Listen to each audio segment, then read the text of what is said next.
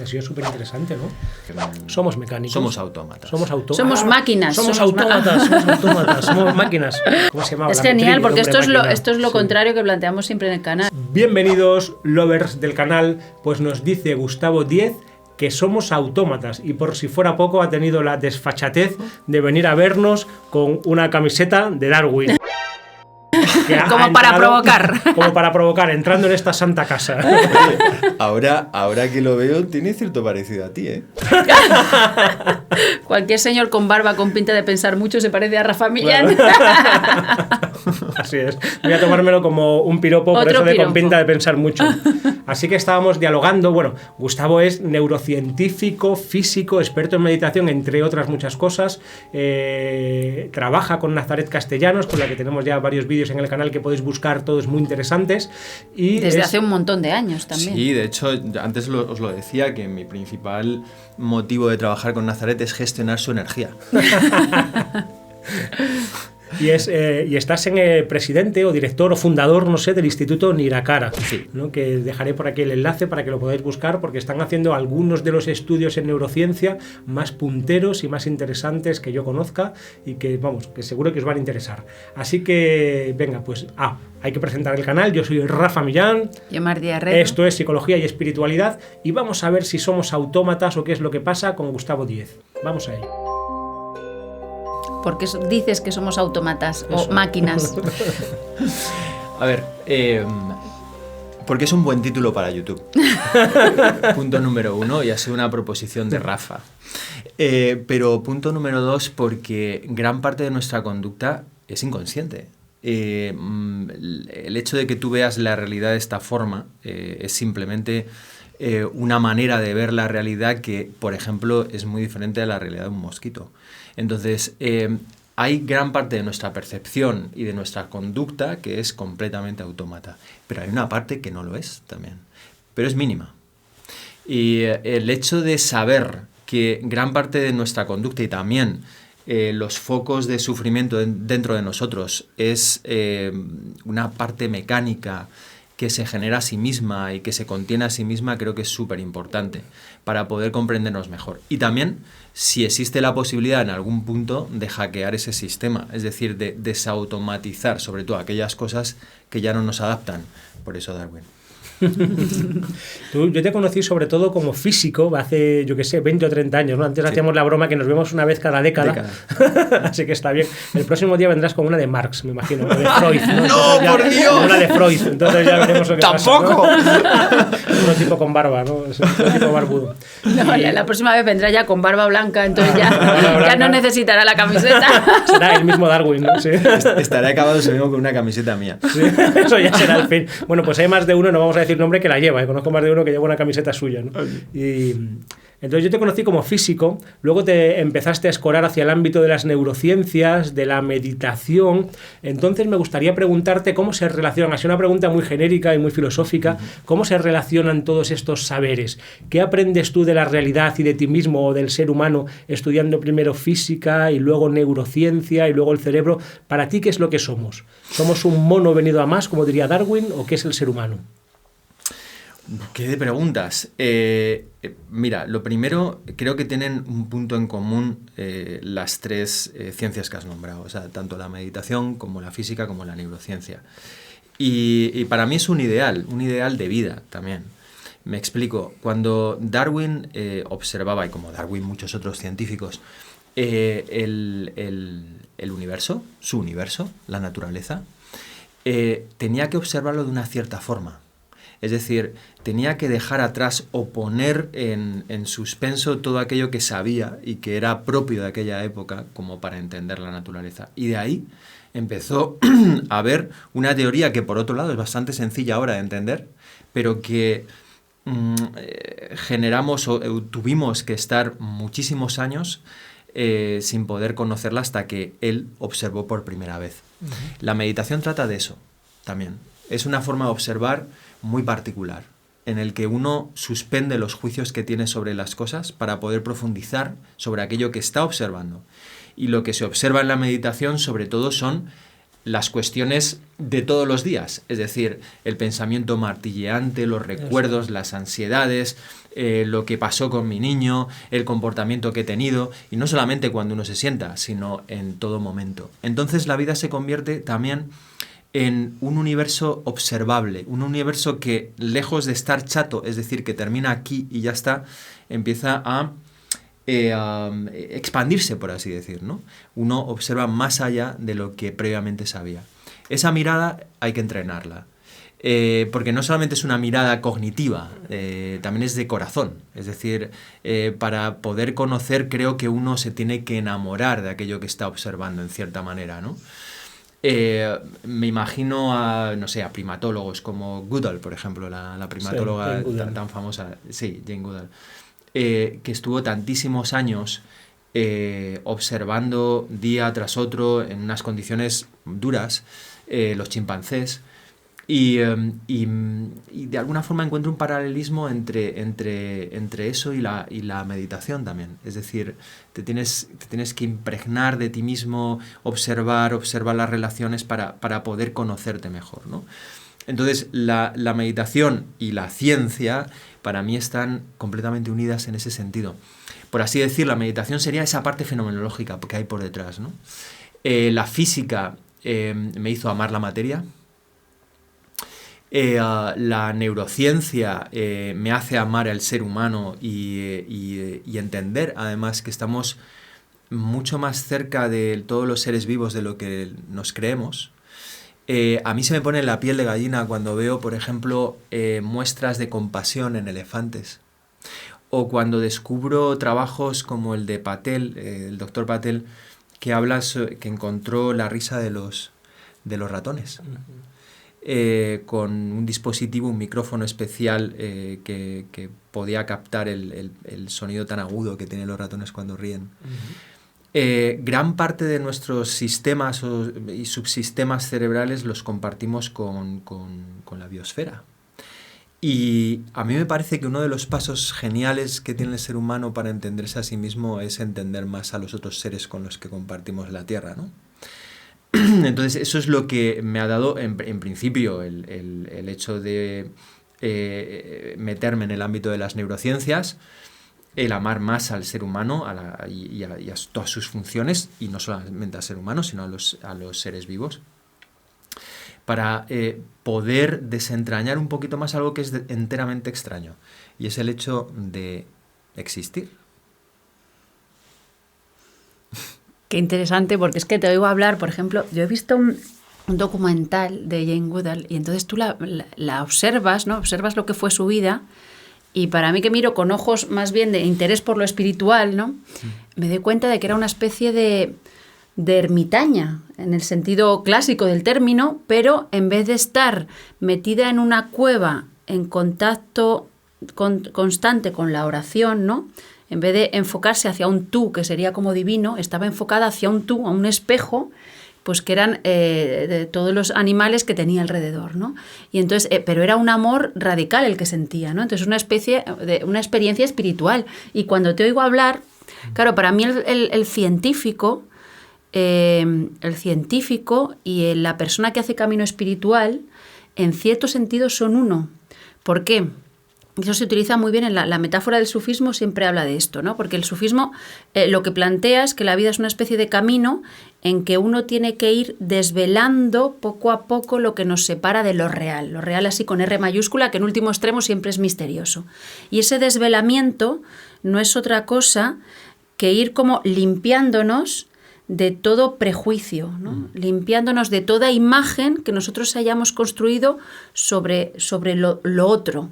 Y entonces el hecho de limpiar, que implica una sinceración por un lado y una capacidad de objetividad en sentido como amplio del término, va haciendo que poco a poco vayamos como fusionándonos con el todo, y a la vez vayamos como entendiendo lo real, ¿no?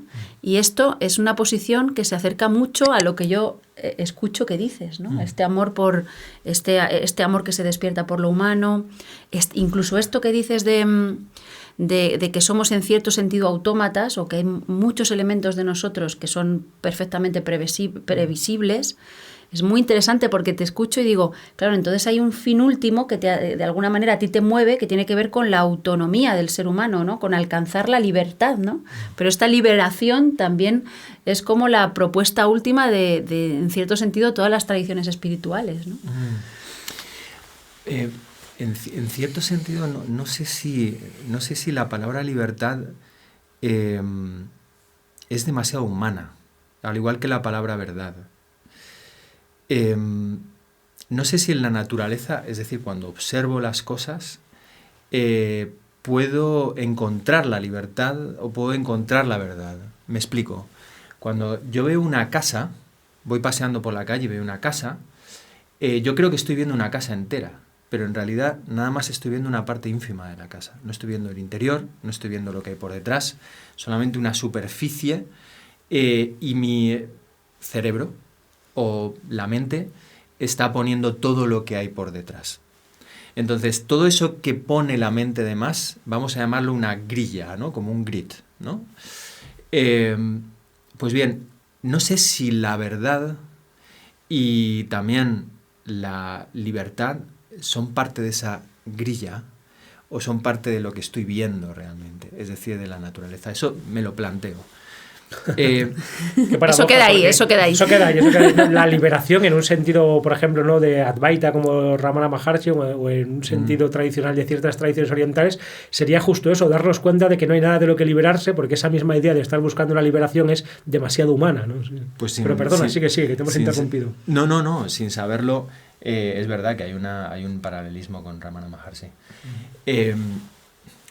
Entonces, creo, para mí es lo que intento hacer, es, uno, darme cuenta de que normalmente tengo la tendencia, el automatismo, de buscar la verdad no como quien busca ver la realidad, sino normalmente lo que creo que hago es buscar la verdad en un sentido de encontrar un sitio como un hogar, un sitio donde estar más o menos tranquilo.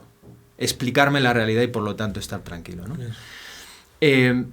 Mi ejercicio es salir del hogar e ir a la intemperie. Es decir, intentar detectar aquella parte que es del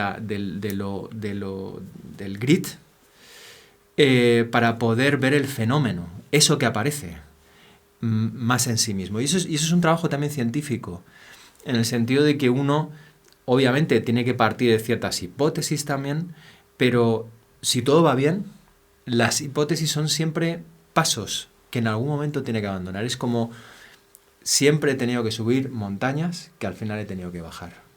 En todos los sentidos. Algo así. Esto que comentas me recuerda un poco a los a prioris kantianos, a cómo estamos siempre viviendo y traduciendo la realidad desde una serie de categorías a priori que nunca sabemos hasta qué punto están ahí o no están. Yo lo reflexiono también casi cada día, ¿no? Cuando miramos, por ejemplo, un rostro humano, que tal vez sea de lo más significativo que vemos a lo largo del día, parece que estamos viendo un alma completa, con una cantidad de matices y de expresiones sutiles y a muchos niveles, y sin embargo, si lo miramos desde cierto punto de vista, ¿qué es lo que hay ahí? ¿No? Pues una serie de colores y de formas que es un ojo, ¿no? Que en nuestra percepción es como si la gran mayoría de las cosas, como tú dices, no ya el último barniz, sino la gran mayoría de lo que estamos percibiendo lo estamos poniendo nosotros. Estamos viendo una realidad literalmente humana o humanizada. No sabemos muy bien qué es eso que está ahí fuera, ¿no? Como ese neúmeno que diría Kant, ¿no? Entonces, escuchándote hablar, simplemente hago esta reflexión, me recuerda un poco así a algo un poco kantiano. Y tiene mucho que ver, a mi juicio, con lo que pasa con neurociencia también. Hay una serie de teorías, hay de hecho un libro publicado para todo el mundo que lo publicó Lisa Feldman Barrett, no sé el título en castellano, y básicamente habla de que el hecho de que nosotros hablemos de emociones, es decir, de miedo, de angustia, de lo que fuera, es solamente una forma de hablar, que en el cerebro no hay una parte, ni siquiera una red estrictamente del miedo o de la angustia, y que más bien lo que parece es que cualquier tipo de vivencia subjetiva es una composición de muchas actividades que tienen una componente cognitiva, otra corporal, otra emocional, pero que, insisto, incluso esa separación es más bien una forma de entender humanamente. Estaríamos haciendo algo así como intentar averiguar los mecanismos del ordenador cuando únicamente conocemos las pequeñas ventanas que hay en el escritorio y este programa que se abre o este otro que tal, pero lo que hay por detrás, es decir, el hardware no se puede conocer a través de lo que uno ve en el escritorio. Entonces yo me planteo si verdaderamente es posible llegar a conocer en última instancia qué es eso tan extraño que llamamos realidad. Porque probablemente todo aquello que estamos viendo ahora no tiene nada que ver con lo que es la realidad. Es una forma de verlo que tiene que ver con un cuerpo en un entorno y somos juez y parte, porque como tú estás diciendo todo el tiempo, porque esa misma idea de un cuerpo en un entorno ya está implicando mirarlo desde una determinada paradigma y de una perspectiva, y es inevitable, ¿no? Porque siempre vivimos como bajo un mito, bajo una serie de formas de la conciencia a priori, o de formas del sujeto trascendente, y vemos y somos desde ahí. No podemos salirnos a la mirada privilegiada o al absoluto en que viéramos las cosas como son, ¿no? Cayendo casi en el mito de lo dado, ¿no? Que esto en filosofía también está muy claro. Claro. Bueno, háblanos de tus investigaciones, uniendo por un lado la neurociencia y la meditación o el mindfulness. Vale.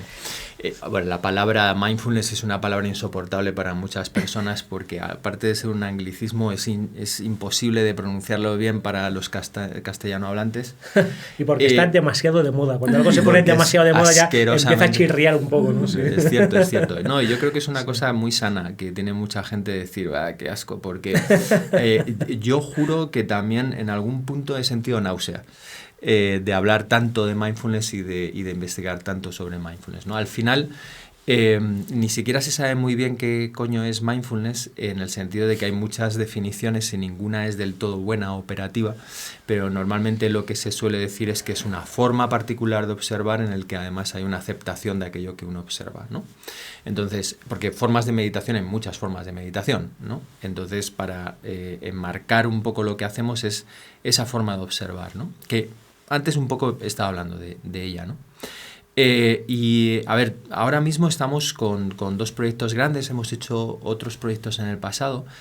Uno trata de medir los cambios biológicos. Por un lado, extraemos sangre y medimos los cambios epigenéticos mediante la metilación. También medimos los cambios en la actividad cerebral, poniendo electroencefalografía en las personas. Un retiro de 7 días. Y comparamos además en ese retiro dos formas de meditación. Una que es basada en mindfulness y otra que es basada en compasión. ¿Qué coño es la compasión? Y tú me lo preguntas. No, porque sí. Además creo pero que sí, tú sabes mucho. Nazaret nos dijo un día que para ella la meditación en compasión era como la más poderosa. Nos dijo... Bueno, yo no lo sé si es más poderoso o no. Lo que sí sé es que obviamente la compasión formaría parte de lo que es el desarrollo ético de una persona y que probablemente sea fundamental. Y la compasión yo la comprendo no como algo estrictamente humano, sino como algo más bien compartido con otras especies, ¿no? Y que tiene que ver con la capacidad de entrar en contacto con el otro, de sentir en uno mismo lo que el otro está sintiendo, y también con la motivación de ayudar a que se alivie ese sufrimiento. Es algo tan sencillo. Pues bien, hay formas de meditación que desarrollan esa capacidad, en principio, y formas de meditación que desarrollan una observación más ecuánime y que acepta aquello que está observando.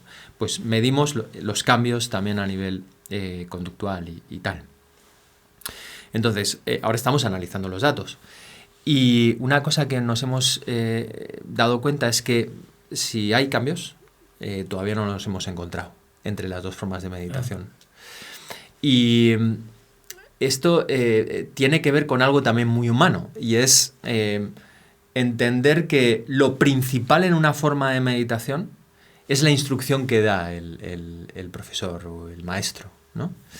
Y en realidad puede haber elementos subyacentes mucho más poderosos, como el hecho de, aquí además fue en el monasterio del Escorial, llevamos a 50 personas al monasterio del Escorial, 7 días en silencio, eso ya es un cambio muy drástico, en una posición estática durante al menos 4 horas al día, más luego meditaciones caminando, también formas de estiramientos tipo yoga pero muy suave, una comida particular, ¿no?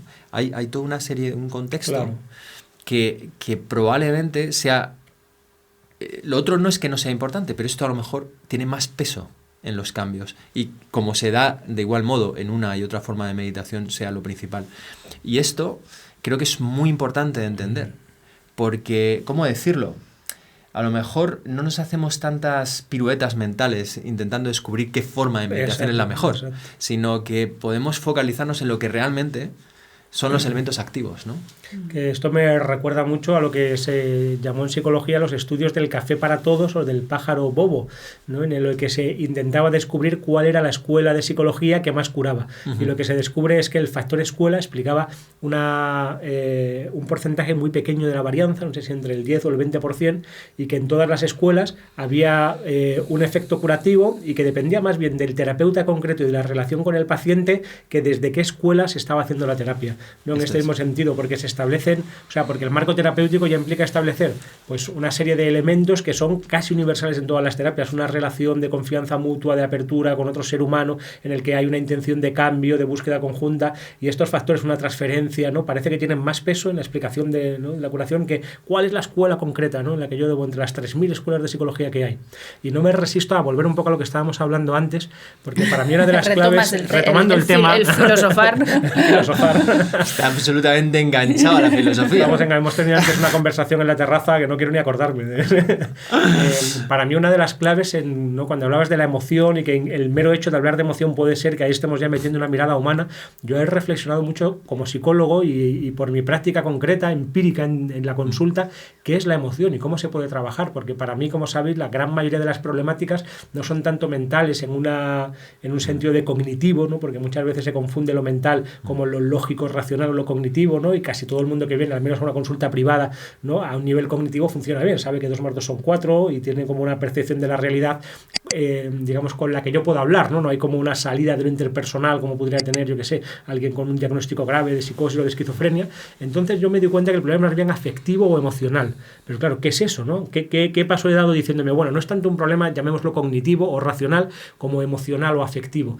Y entonces, trabajando a nivel emocional, en la propia práctica, en la consulta, yo me he dado cuenta o no sé, o he ido como descubriendo que es que una emoción es como una condensación de todo lo que somos, que no hay como emociones separadas unas de otras, sino que cuando yo animo a alguien a, como en una especie de mindfulness emocional, a observar y dejar que se expresen y se manifiesten sus emociones, ¿no? Una emoción además es algo casi metafórico y muy difícil de definir, desde cada escuela lo definiríamos de manera muy diferente, pero hay algo concreto que es lo que se siente en el cuerpo, ¿no? Entonces yo les focalizo ahí en el cuerpo, hay muchas técnicas de psicología en esta línea, ¿no?, que observen su emoción, que dejen que vaya floreciendo, y entonces si se va tirando de ese hilo, como condensado o encriptado en esa emoción está todo el mundo psíquico de ese ser humano. Entonces la emoción es como todo lo que somos, como tú decías antes de la casa, pero visto desde un ángulo, desde una perspectiva concreta. Y yo creo que esto pasa no solo con la emoción, sino con toda la experiencia de lo humano y con todo el ser, ¿no?, que al final no están separadas las cosas, ¿no? Igual que en el cerebro no está nada, y en el sistema corpóreo, en el sistema cósmico, ¿no?, nada está separado fuera una cosa de la otra, ¿no?, sino que todo está en una relación. ¿Y dónde empieza y acaba algo, ¿no? ¿Dónde empiezo yo cuando me voy a la típica pregunta budista, si me voy a tomar el té, dónde acabo yo y empieza el té, ¿no? Cuando me lo meto en la boca, cuando llega a mi estómago, nunca formó parte de mí el té, siempre formó, cuando pienso en beberlo ya forma parte de mí, ¿no? Entonces todo está como interrelacionado, ¿no? Pero bueno, ya dejo esta reflexión aquí. Coño, no la puedes dejar así. porque es todo un tema. Mira, yo tuve una experiencia con un perro que me hizo pensar mucho en la emoción y en el trauma. Un perro que estaba traumatizado y que lo adoptamos hace muchos años. Era un braco de Weimar, precioso. Era atlético, a tal punto de que cuando meaba para levantar la pata la levantaba perfectamente perpendicular al suelo. O sea, como una bailarina, ¿no? Exactamente. Y se llamaba Rocco. Y Rocco no se dejaba tocar por ningún ser humano. Cuando te acercabas a menos de 2 metros de él, todo su cuerpo estaba tenso. Y se le veía como el rabo entre las piernas, las orejas, es decir, todo un gesto que nosotros entendemos. Que entendamos ese gesto es un milagro, realmente. Es que tenemos una empatía extraordinaria que va más allá del humano. Es decir, hacia el perro o una planta, cuando la vemos que está mustia y tenemos que regarla, ¿no? Pues bien, generamos un contexto en casa muy natural, que era darle su espacio.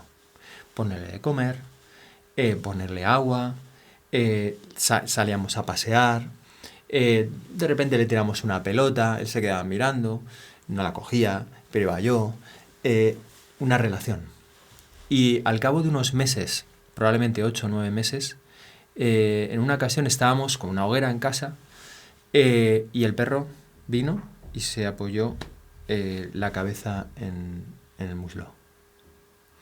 Entonces, entendí que el trauma en el perro es muy parecido al trauma en el ser humano. Eso es una terapia, literalmente. Tú eres el terapeuta del perro ahí, es lo mismo que se hace en terapia, literalmente, ¿no? Exactamente. Y a veces creo yo que, a ver qué palabra utilizo, generamos demasiada narrativa de las causas del trauma y a lo mejor hay otros elementos más relacionados con algo mucho más íntimo y más cercano y concreto, que es el tacto, el gesto que tiene el terapeuta, como tú decías, la relación que se establece, que es mucho más importante. Y a mí me parece que las cosas van por ahí. Un espacio de libertad, como con el perro, en que se puede hablar de todo, decir todo y hacer todo. Un espacio sin juicio ni crítica, ¿no? Equivalente también a tu experiencia con Rocco, en que él sabe que no va a ser forzado, yo que sé, a ser tocado o a hacer algo que no desea. Igual que el paciente sabe que tiene libertad total para expresar cualquier cosa y que el terapeuta, si es bueno, en mi opinión, nunca le va a forzar a hacer o a decir nada que no quiera. Un espacio amoroso, de acogida, ¿no? De acogida mutua, de comprensión mutua. Sí, qué interesante. Sí. Y una de las perspectivas que yo tomo cuando doy cursos de meditación es exactamente esa. Para mí el cuerpo es la entrada clave a uno mismo. Uno se comienza a conocer cuando empieza a conocer su cuerpo por dentro, como fenómeno. No estoy hablando de ponerle una tabla de anatomía, ¿no? Y diseccionarlo. No, como fenómeno. Y he visto cómo en retiros de meditación, por ejemplo, o en las formaciones que doy, hay personas que solamente a través de una exploración del cuerpo de esa manera y de la misma forma que tú haces con tus pacientes, de forma amorosa también con el cuerpo se puede hacer, empiezan a comprenderse más y aparecen cuestiones que para ellos son importantes y que están ahí para ser sanadas y ser atravesadas.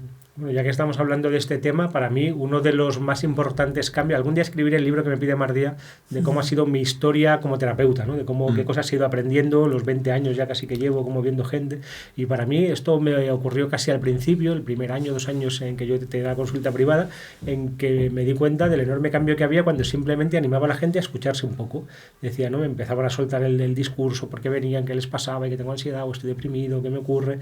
Entonces enseguida, bueno, pero espera, escúchate, háblame, pero no desde la cabeza, sino desde el corazón. Permítete que lo que sientas, y simplemente con esa indicación, ¿no? Sintiéndote en el cuerpo, ¿no? Porque mucha gente no sabía muy bien cómo cumplir esa consigna, que es sentirme a mí mismo, ¿no? Es algo casi paradójico. ¿Cómo me siento? ¿No? Bueno, pues siente tu cuerpo. ¿Qué sientes en el pecho, en el vientre, en la garganta, en la frente, en la espalda, ¿no? Y entonces desde ahí se generaba una relación totalmente distinta que hacía que la terapia fuera, yo qué sé, pues un orden de magnitud más eficaz, como 10 o 100 veces más eficaz que una terapia de bla, bla, bla, solo de palabra, ¿no? Claro. Al final, ¿qué hacemos instintivamente con un niño cuando está sufriendo? No le vas a comer la oreja. Claro, eso es. Básicamente le abrazas, ¿no? Bueno. Eso es. Pues esos mecanismos a mí me parecen muy importantes de investigar, y es otra parte de lo que estamos haciendo. Esto con Naza. Naza también está en el otro. Y es sobre la conectividad, por así decir, entre los ritmos de la respiración y los ritmos cerebrales. Esto es súper importante. Ya hay muchas cosas hechas en el pasado y nosotros lo que estamos haciendo es investigando en humanos vivos y ver pues de qué manera el cambio de la respiración puede influenciar o no en el cerebro. Parece que respirar es importante. Esa es la base. ¿Cuál es la etimología de la palabra espíritu? Claro, respirar. Respira. Sí, como neuma también en latín, o como ruj, tanto en hebreo como en árabe, ¿no? Siempre en todos los idiomas, o en la mayoría, está relacionado. El prana, también hindú, es muy interesante. Sí. Y como es un proceso a medio porque camino entre lo consciente y lo inconsciente. Es como la prueba de la vida, ¿no? La prueba de que alguien está vivo. Claro. Y entonces es como el dualismo básico. Y es de Por los eso pocos casi todas las procesos- meditaciones se centran primero en la respiración, ¿no? Exacto. Sí. Y ahí hay una metáfora preciosa con respecto de cómo acogernos como autómatas. Y está en la respiración. A veces la respiración surge por sí misma, ¿no? La mayor parte del tiempo no eres consciente de la respiración. Pero sin embargo, puede haber momentos en los que por algún motivo entras en barrena y generas una ansiedad que no tiene sentido, tu respiración se ve afectada y coges, y eso que es automático, por medio de la conciencia, es decir, de darte cuenta de que está pasando eso, voluntariamente puedes ejercer algo muy simple, que es ralentizar tu respiración, respirar más profundo. Y ahí cambias de lo automático a lo consciente. Pero no es cambiar todo lo automático por algo consciente. Sería como cuando tú estás bailando. En el bailar hay una parte consciente y una parte que no lo es. Y es maravilloso sentir que hay cosas que se dan por sí mismas, como el nacimiento, quiero decir, de un ser vivo, o que el sol salga por la mañana por el este y tal, ¿no? Sí, volviendo a Ramana Maharshi, ¿no? Recuerdo ahora mismo una de las cosas que él repite incansablemente es que la liberación se provoca cuando superamos la idea de que hay un hacedor, de que hay alguien en mí que es el que hace las cosas y sin embargo todo queda hecho, ¿no? Como una cosa como el taoísmo, ¿no? No hay nadie que haga nada, pero nada queda sin hacer, ¿no? No se trata tampoco de una pasividad, sino de asistir a ese milagro en el que todo está ocurriendo como debe de ocurrir, ¿no? Y nosotros somos esa conciencia, ¿no? Que asiste a eso, ¿no? Es el dejarse llevar. Eso es. El dejarse llevar en el proceso artístico, en una noche de pasión, es ese dejarse llevar. Hay una combinación entre una parte que es consciente y una parte que se da a través de nosotros y que es vida y que es autómata en ese sentido, de que no... Fíjate, el decir lo que es autómata es muy humano también, ¿no? Porque ¿por qué nosotros tenemos que ser los que hagamos voluntariamente las cosas si no puede ser de otra manera? ¿No? Es como poner, bueno... Claro, yo diría, aquí ya me meto como en metafísica sufí o algo así, yo diría que nosotros, o casi platónica, ¿no? Que nosotros como individuos, ¿no? Como mónadas, no somos los que hacemos nada, pero que a la vez participamos de la gran voluntad, ¿no? Que hay como una voluntad cósmica del ser, o en un lenguaje teísta, una voluntad divina, que es una y única, y que el ser humano, la gracia y la magia de su conciencia es que tiene una capacidad coparticipativa o co-creadora con ese principio creativo que es el mismo para todos, ¿no? O algo así. Entonces yo como Rafa Millán no hago nada, pero a la vez nada queda sin hacer. Algo así diría yo. Coma de momento, hasta el momento de la muerte. ¿Qué crees que hay después de la muerte, Marcia? Yo. Un océano. Eso volvemos creo. al océano, ¿no? La gota separada Un del océano océano. vuelve al océano.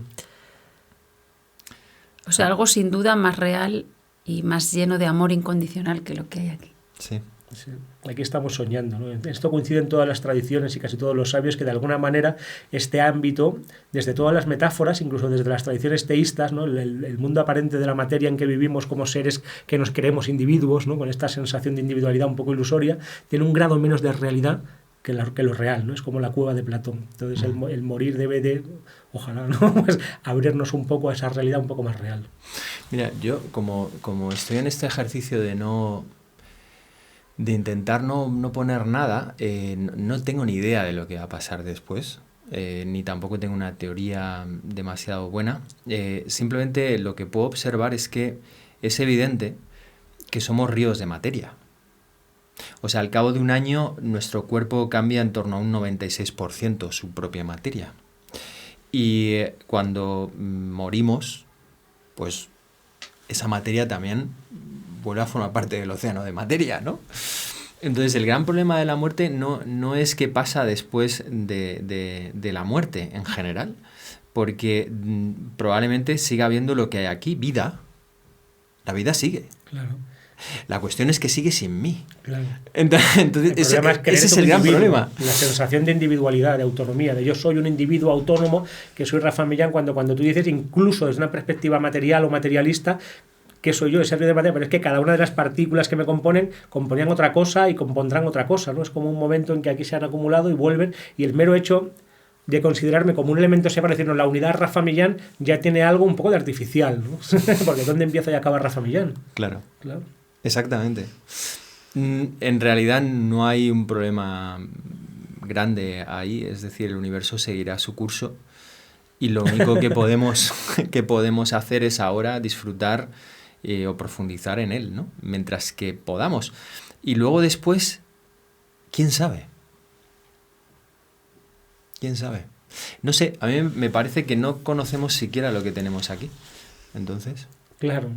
Esa idea, de hecho, para mí es liberadora y la utilizo a veces en terapia, ¿no? Gente que viene como con angustia respecto a la muerte o miedo a la muerte que le puede generar ansiedad. Digo, no te preocupes, si tú te vas a morir y el sol saldrá al día siguiente, tus hijos llorarán un par de años y lo superarán y a lo mejor están mejor sin ti, quien lo sabe, tu pareja encontrará otro que a lo mejor es mejor que tú, no eres tan importante. Hay que encontrar una relajación, ¿no? No pasa nada cuando yo me muera, ¿no? Como dice Juan Ramón Jiménez, ¿no? Y se quedarán los pájaros cantando. Eso, y se quedarán los pájaros cantando, ¿no? Yo parece que yo voy a morir y que ya no va a salir el sol ni cantarán los pájaros, ¿no? Eso es. Sí, parece además que cada vez que se va pasando los años, ¿no? Nosotros nos conocimos en la época de los 20 años, luego en los 30 nos volvimos a... ¿Ah, sí? ¿Tanto hace ya? Sí. Joder, qué pasada. Tú estabas en la Facultad de Psicología de la Autónoma. Sí, ahí nos conocimos. Claro, y yo estaba en física, cuando se formaron las primeras conferencias de psicología transpersonal. Sí, de la conciencia integral, las que hacía yo, exacto. Exactamente. Oh, qué pasada, estuve con Román, que también estuvo en estas jornadas, casualmente grabando uno de los últimos vídeos del canal. Estás invitando a antiguos amigos. Sí, estamos invitando a antiguos amigos, pero porque está saliendo así, no ha sido tampoco una cosa pensada, sí. Y yo una cosa que veo en mí es que poco a poco, desde a los 20 uno está muy autocentrado. A los 30 sigue muy autocentrado. Y a los 40 también, pero un poco menos. Y es más importante el tú, el otro, ¿no? Los hijos, la sociedad. Y probablemente cuando tengamos 80, ya nos veremos también. Porque volvemos a quedar. Exactamente. O 90, lo otro será cada vez más importante. Y al final, no sé si la muerte tiene que ver con esa cesión de uno y de sus propias necesidades y voluntades al otro. Eso dice Alejandro Lodi en su último libro, algo así, ¿no? En astrología es el ciclo de Urano. Entonces sería como 84 años. Queda justo, ¿no? Claro, el ciclo es de 84 años, que más o menos se corresponde con la esperanza de vida, así de la mayoría de la población. Pues escuchando hablar a Gustavo Díez, he llegado totalmente a la conclusión de que somos lo contrario a autómatas, de que somos como una especie de conciencia de ser casi divina, ¿no? Que somos el centro de algo que no tiene centro ni periferia y a la vez la periferia de algo que no tiene centro ni periferia, que no podemos separar dónde empiezo ni acabo yo ni dónde empiezan y acaban mis procesos. Luego nos acercamos más como a una realidad cósmico-divina o teúrgica que a la realidad de ser como se pretende en ciertas escuelas de psicología, desde mi punto de vista, humildemente, tal vez un poco limitadas y limitantes, como un ordenador o como una máquina, ¿no? Entonces, intentar leernos desde esa metáfora del ordenador. De hecho, en cierto sentido, para mí lo humano y lo psíquico sería lo opuesto al ordenador, porque un ordenador no se fatiga y yo sí, un ordenador no se enamora y yo sí, no tiene mundo simbólico y yo sí, un ordenador no es capaz de plantearse el sentido o de ver cómo sobra en el mundo, mientras que yo sí, ¿no? No creo que un ordenador, bueno, nunca se sabe, ¿no? No creo que un ordenador llegue, o un autómata, no llegue a ser capaz de hacer los planteamientos que estamos haciendo aquí entre los tres. Yo tampoco lo creo. Que un ordenador llegue a eso. No sé, yo creo que sí hay una parte de automatismo. Sí, sin duda, enorme. Y que hay muchas personas que además lo sufren, es decir, que quieren dejar una sustancia y no pueden, quieren dejar una relación y no pueden, siguen haciendo las mismas cosas aunque sepan que les están haciendo daño, ¿no? Y tú lo has visto en terapia N veces, ¿no? Sí, N+1. N+1. Eso es interesante también de tener en cuenta, y yo creo que quitar la culpa, porque... a ver, una de las cuestiones que yo creo que hoy en día está pasando es una especie de ilusión de superhumano que puede hacer mucho daño a muchas personas, que ven a ciertas personas que parecen superhumanos y que lo hacen todo perfectamente y además son estoicos, Y ella... No, perdona, sigue. Vale. ¿Qué he dicho? ¿Qué he dicho? ¿Qué te pasa? Nada, continúa. Y luego uno pues está comiendo patatas fritas, ¿no? Ya, su tercera bolsa. De risquetos, que es peor. O risquetos sintiéndose como una mierda, ¿no? Entonces hay que saber que también hay una parte muy misteriosa en nuestro comportamiento y que es automática y que tenemos la eventual posibilidad de investigarla. No se sabe muy bien qué es lo que va a pasar cuando uno investigue, o sea, que puede ser que te deshagas de esas conductas o que no, pero al menos cuando uno investiga siempre conoce algo más que en el momento en que empezó a investigar. Pues podríamos cerrar el vídeo con una pregunta personal. Vale. Y dos preguntas, una personal y otra que solemos hacer a todos los invitados, ¿no? La primera sería, ¿qué te ha aportado a ti, a Gustavo, estos años de meditación, de estudio de neurociencia? Y la segunda, algún consejo práctico y concreto que desde estos ámbitos o desde tu propia experiencia personal nos puedas dar, que nos ayude de alguna manera en nuestro crecimiento personal. Mira, una cosa muy concreta para el crecimiento personal y es trátate como un animal. En el sentido de, aparte de pensar en todo lo que tiene que ver con la materia de lo más trascendente, ya tuvimos una conversación que dije, yo soy más bien inmanentista, si quieres hablamos algún día de eso, pero... también trátate como un animal en el sentido de tú sabes lo que hacer con una planta cuando está en tu casa. Si la pones en un sitio determinado, sabes que no está bien. Puedes ponerla en otra, puedes regarle más, menos, cambiarle de tierra. Bueno, nosotros tenemos mucha capacidad de acción en tratarnos mejor. Y a veces no tiene que ser con solamente el tema de aliméntate bien, duerme, todo lo que... No, también está, obviamente, forma parte de la ecuación. Pero hay muchos elementos que uno puede hacer en su día a día para tratarse mejor. Desde darse un momento de descanso, aquellos que son ¿cómo se llama? Workahólicos. Hasta regalarse un masaje de vez en cuando o tener o hacer por tener una conversación realmente entre pareja cuando es una pareja con muchos niños. Y a lo mejor una vez a la semana, contratando a alguien, ¿no? que cuide de los niños a lo mejor, ¿no? Es decir, pequeños elementos que nos hagan estar más vitales, ¿no? Y creo que la vitalidad es un elemento fundamental a rescatar. ¿Qué te hace sentir más vital? ¿Y qué te roba vitalidad, ¿no? Es algo muy concreto. Obviamente, hay 1000 consejos más, pero esto es muy concreto y creo que gran parte de la población está viviendo con la venteaba parte de su vitalidad simplemente porque su entorno no es el adecuado, ¿no? Y podría cambiar cosas. Y luego lo que a mí me ha aportado todos estos años de meditación básicamente ha sido yo comencé a meditar por una cuestión muy práctica y es que además fue en aquella época de la universidad, fue porque sufría y no entendía lo que me estaba pasando. Y a partir de un proceso largo, los procesos siempre son largos en este sentido, dejé de sufrir y ahora interiormente estoy bien. Creo que eso es mucho ya. Y luego la ciencia en general, o sea, la neurociencia, también he estudiado bastante inteligencia artificial, cosas relacionadas con física, obviamente.